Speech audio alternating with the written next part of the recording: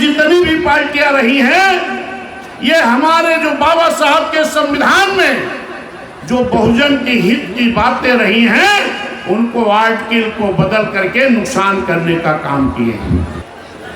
तो निश्चित है कि बाबा साहब के मन में यह भी विचारधारा रही होगी कि कहीं मेरे न रहने के बाद इस देश के शासनकर्ता लोग मेरे संविधान को बदल ना दें। मान्या बहन जी से अनुमति मिलने के बाद में बहुजन समाज पार्टी की राष्ट्रीय अध्यक्ष, हम सब की नेता मान्या बहन कुमारी मायावती जी के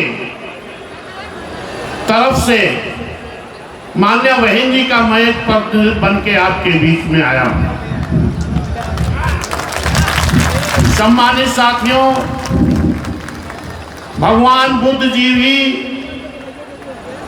एक राजघराने से पैदा हुए, लेकिन इस देश में मानव को मानव नहीं समझा जाता था, इंसान को इंसान नहीं समझा जाता था। इसलिए तथागत भगवान गौतम बुद्ध जी को बड़ा संघर्ष करना पड़ा।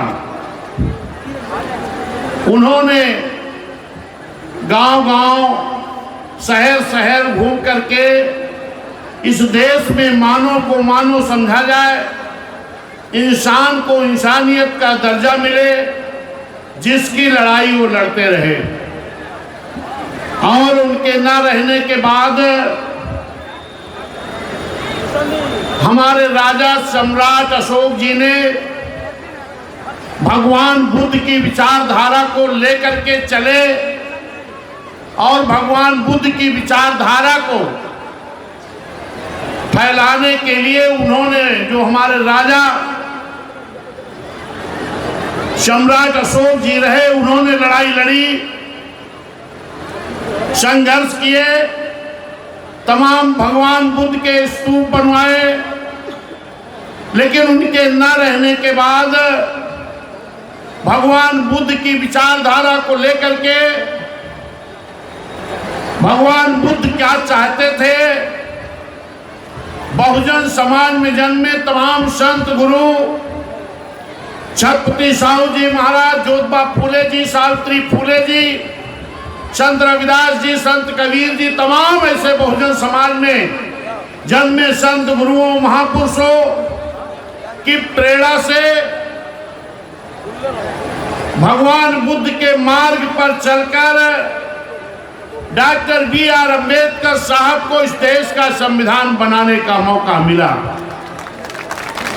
और डॉक्टर बी.आर. अम्बेडकर साहब ने जो इस भारत का संविधान बना के गए हैं, उस संविधान में जो हमारे भगवान बुद्ध जी चाहते थे, संत रविदास, संत कबीर, ज्योतिबा फूले, छत्रपति साहू जी महाराज, नारायण गुरु, पेरियार ईवी रामास्वामी नायकर, तमाम संत गुरुओं की जो इच्छा थी, उस बात को हमारे पूज्य डॉक्टर बी.आर. अम्बेडकर साहब ने इस देश के संविधान में पिरो करके गए हैं।